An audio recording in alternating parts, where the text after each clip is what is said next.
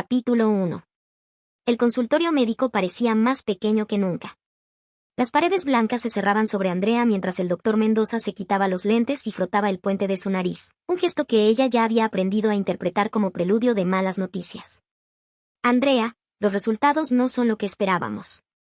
Las palabras flotaron en el aire acondicionado del consultorio. Andrea respiró hondo, con las manos apretadas sobre su regazo, sintiendo como sus uñas se clavaban en las palmas. ¿Cuánto tiempo?, preguntó con voz firme, sorprendiéndose a sí misma. 2 meses, quizás 3 con tratamiento paliativo. El cáncer está muy avanzado, etapa 4. Ha hecho metástasis en varios órganos y, el doctor continuó explicando términos médicos que se desdibujaban en su mente. Andrea asintió mecánicamente. 2 meses. 60 días. Menos tiempo del que se tarda en planear unas vacaciones. Al salir del hospital, el sol de mediodía la cegó momentáneamente. Se detuvo y contempló a la gente que pasaba, una madre con su hijo, una pareja de ancianos tomados de la mano, un grupo de estudiantes riendo. Todos viviendo como si el tiempo fuera infinito. Su teléfono vibró. Era un mensaje de Bruno, su esposo. ¿Terminaste con el médico? Rebecca necesita que vengas directo al hospital para la transfusión semanal. Andrea guardó el teléfono sin responder. Caminó hasta su auto y se sentó tras el volante sin arrancarlo. Recordó el día de su boda con Bruno, hacía apenas 8 meses. Un matrimonio que ahora sabía estaba construido sobre una mentira tan grande como el amor que alguna vez creyó sentir por él. Bruno no la amaba. Nunca lo había hecho. Su matrimonio era una farsa, un acuerdo práctico para salvar a Rebecca, su media hermana, quien necesitaba transfusiones regulares de un tipo de sangre específico que Andrea compartía. Arrancó el auto y condujo hasta el hospital universitario donde Rebecca recibía sus tratamientos. En la sala de espera, Bruno la recibió con el ceño fruncido. Llegas tarde. El doctor lleva media hora esperándote. Andrea lo miró.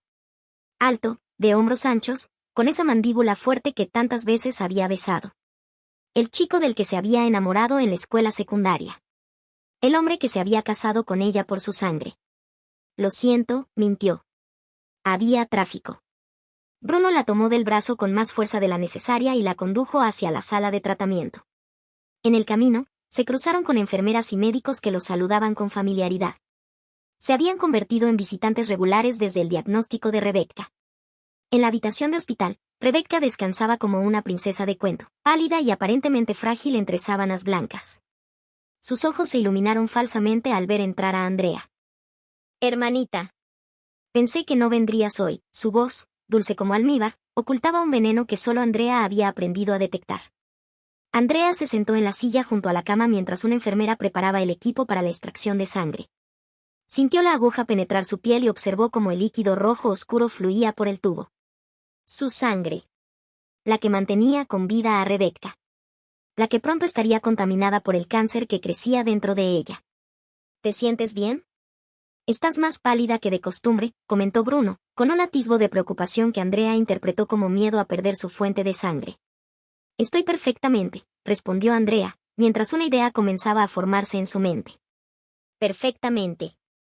Esa noche, sola en su habitación, hacía meses que dormían en cuartos separados, Andrea abrió su diario y comenzó a escribir.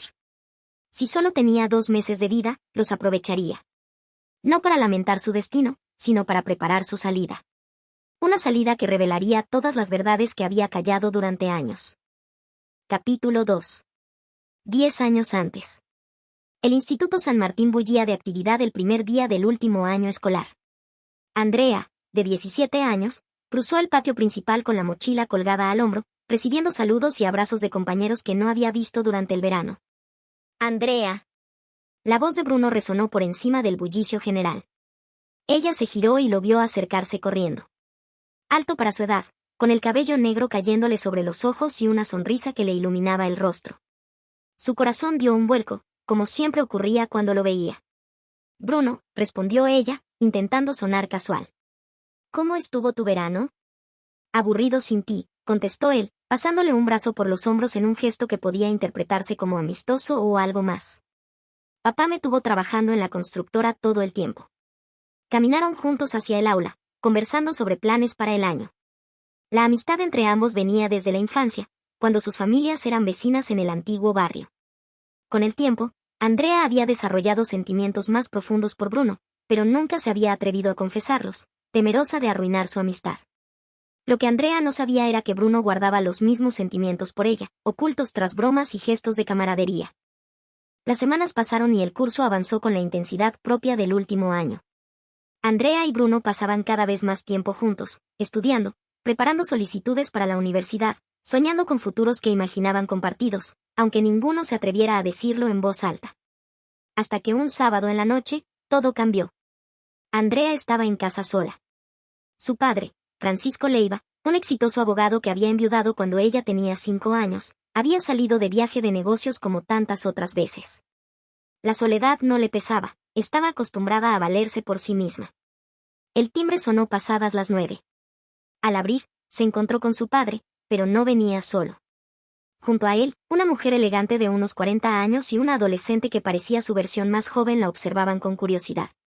Andrea, quiero presentarte a Claudia y a su hija Rebeca, dijo Francisco con una sonrisa nerviosa. Claudia y yo nos casamos la semana pasada en Montevideo. El mundo de Andrea se detuvo. Su padre, el hombre que apenas pasaba tiempo en casa, que delegaba su educación en niñeras y después en la autonomía, ahora aparecía con una familia instantánea. Rebeca tiene tu edad, continuó Francisco. Estudiará en tu mismo colegio el resto del año. Espero que la ayudes a adaptarse. Rebeca avanzó y abrazó a Andrea con efusividad fingida. Siempre quise tener una hermana, exclamó con una sonrisa que no llegaba a sus ojos. Los días siguientes fueron un torbellino de cambios. La casa que siempre había sido tranquila y espaciosa de repente parecía pequeña con 4 personas en ella. Francisco y Claudia actuaban como recién casados, y Rebeca. Rebeca observaba todo con ojos calculadores. En el colegio, Rebeca se presentó como la víctima perfecta, la chica nueva que había sufrido toda su vida. Contaba historias sobre una infancia difícil, con un padre ausente, a pesar de que su padre biológico le enviaba generosas mensualidades, y una madre que trabajaba duramente para mantenerlas, omitiendo que Claudia era una exitosa ejecutiva de marketing. En contraste, pintaba a Andrea como la hija privilegiada que lo había tenido todo, incluido el amor de su padre. Las mentiras eran sutiles y siempre mezcladas con verdades a medias, imposibles de desmentir sin parecer cruel. Poco a poco, las amigas de Andrea empezaron a alejarse, cautivadas por la aparente fragilidad de Rebeca. Incluso Bruno, que al principio se había mostrado escéptico, comenzó a pasar tiempo con ella, inicialmente con la excusa de hacerle compañía a la pobre chica nueva. Una tarde, Andrea regresó temprano de sus clases de piano y encontró a Bruno y Rebeca en el jardín trasero de su casa. Estaban sentados muy juntos en el columpio, riendo. Cuando Bruno levantó la mano para apartar un mechón de cabello del rostro de Rebeca, Andrea sintió que algo se rompía dentro de ella. Esa noche, escribió en su diario, a veces, las personas que más queremos son las primeras en darnos la espalda. Quizás la soledad no sea tan mala después de todo. Con los meses, la situación en casa se volvió insostenible. Francisco, manipulado por las lágrimas de cocodrilo de Rebeca y los comentarios venenosos de Claudia, comenzó a tratar a Andrea con frialdad, acusándola de no esforzarse lo suficiente para integrar a Rebeca en su vida. El día de la graduación, Andrea esperaba celebrar con Bruno como habían planeado durante años. En cambio, lo vio marcharse con Rebeca, ambos riendo como si compartieran un secreto. Andrea decidió entonces que necesitaba distancia. Aceptó una beca en una universidad al otro lado del país, empacó sus cosas y se fue sin despedirse de nadie más que de su padre, quien apenas levantó la vista de sus documentos para desearle suerte. Los años universitarios fueron de sanación y autodescubrimiento. Andrea estudió literatura y comenzó a trabajar en una editorial. Construyó una nueva vida lejos del dolor que había dejado atrás. Hasta que una llamada telefónica, 8 años después de su partida, la hizo regresar. Su padre había sufrido un infarto. Aunque la relación entre ellos nunca se había recuperado completamente, Andrea tomó el primer vuelo de regreso. En el hospital, junto a la cama de su padre, se encontró cara a cara con Rebeca y, para su sorpresa, con Bruno. La tensión podía cortarse con un cuchillo mientras los tres esperaban noticias del médico. Tu padre preguntó por ti, dijo Rebeca con voz suave. Es una lástima que hayas esperado a que estuviera al borde de la muerte para volver. Andrea respiró profundamente antes de responder. Estoy aquí ahora. Eso es lo que importa. Bruno parecía incómodo. Había cambiado, era más alto, más ancho de hombros, y su rostro había perdido la suavidad de la adolescencia.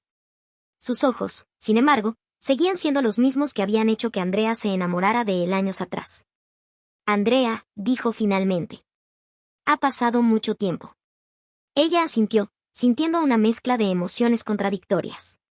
Dolor por lo que podría haber sido. Rabia por la traición.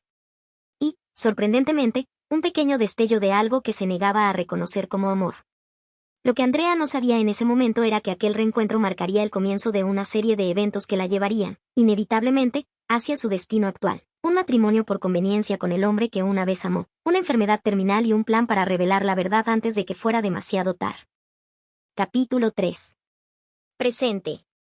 Andrea contemplaba su reflejo en el espejo del baño. Las ojeras pronunciadas, la palidez enfermiza, el cabello que comenzaba a adelgazarse debido a la enfermedad que consumía su cuerpo. Hacía una semana que había recibido su diagnóstico y aún no se lo había dicho a nadie. 2 meses, pensó. 60 días para poner todo en orden. El sonido de la puerta principal cerrándose de golpe la sacó de sus pensamientos. Bruno había llegado y, a juzgar por el ruido, no estaba de buen humor. Respiró hondo, se aplicó un poco de color en las mejillas y salió al encuentro de su esposo. Lo encontró en la cocina, sirviéndose un vaso de whisky con movimientos bruscos. Rebecca llamó, dijo él sin saludarla. Su médico dice que los niveles están bajando de nuevo. Necesita otra transfusión mañana. Andrea se apoyó en el marco de la puerta, observándolo. Acabo de donar hace 3 días, Bruno. Sabes que no es seguro hacerlo con tanta frecuencia. Bruno dejó el vaso con fuerza sobre la encimera. ¿Y qué sugieres? ¿Que la dejemos empeorar? Sus ojos, que alguna vez la habían mirado con lo que ella creía era amor, ahora solo mostraban irritación. Acordamos esto cuando nos casamos, Andrea. Tu sangre por nuestro matrimonio. Andrea sintió una punzada de dolor que nada tenía que ver con su enfermedad. Nuestro matrimonio. Qué broma más cruel. Un acuerdo comercial disfrazado de votos matrimoniales. Recordó cómo había sucedido todo, después del infarto de su padre. Durante su convalecencia, Francisco había insistido en que Andrea se quedara en la ciudad. Rebecca, siempre la mártir perfecta, se había ofrecido a cuidar de él, pero sugirió que Andrea también debería asumir su responsabilidad filial. Atrapada por la culpa que Rebecca tan hábilmente alimentaba, Andrea aceptó un trabajo temporal en la editorial local y alquiló un pequeño apartamento cerca del hospital. Fue allí, en los pasillos antisépticos mientras visitaba a su padre, donde comenzó a ver de nuevo a Bruno con regularidad. Bruno, que ahora trabajaba como arquitecto en la misma constructora de su padre, también visitaba a Francisco Leiva con frecuencia, aparentemente manteniendo una estrecha relación con él y con Rebecca durante todos los años que Andrea estuvo ausente. Las primeras conversaciones fueron incómodas, cargadas de preguntas no formuladas y explicaciones no ofrecidas. Pero gradualmente, algo de la antigua camaradería resurgió. Una noche, después de que el estado de Francisco mejorara lo suficiente para ser trasladado a casa, Bruno invitó a Andrea a cenar. En el restaurante, con la luz tenue y una botella de vino entre ellos, Bruno finalmente habló del pasado. Siempre me pregunté por qué te fuiste así, sin despedirte, dijo, girando la copa entre sus dedos. Un día estabas ahí y al siguiente habías desaparecido. Andrea lo miró directamente, reuniendo el valor que los años lejos le habían dado. ¿De verdad no lo sabes, Bruno? ¿O simplemente nunca te importó lo suficiente para pensarlo? Por supuesto que me importaba, respondió él, con un destello de lo que parecía sinceridad en sus ojos. Eras mi mejor amiga. Eras. ¿Era qué, Bruno? Presionó ella. Importante para mí, concluyó él, esquivando la verdadera respuesta. Todavía lo eres.